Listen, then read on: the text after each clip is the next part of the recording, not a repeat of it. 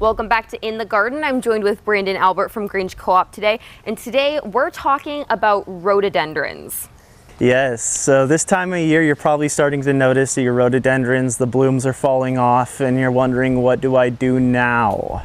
So right now we should start looking at this and seeing the new growth coming on and start thinking about, what do I fertilize with? What does my rhododendron need right now? The answer to that question would be the Garden and Bloom Rhododendron Azalea and Camellia fertilizer. Again, that's going to be every 2 months with your rhododendron after the blooms have gone. It is really important to fertilize rhododendrons after they bloom, because if you give them the fertilizer too early, you're going to see those blooms drop really fast, or if they haven't even bloomed out yet, you'll see those buds just kind of drop off and then the new growth just to start to come out. Perfect. So, we can kind of see there are some flowers that are starting to fade, wilt now. So this is when you know that this is the perfect time to start fertilizing them. Absolutely. And if you're scared to, go and get a rhododendron for your yard because the blooms are falling off, don't be.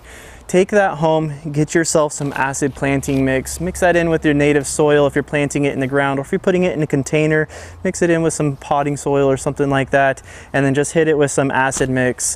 We have two great companies that we sell the acid mix from, the Down to Earth right here, and also the Garden and Bloom.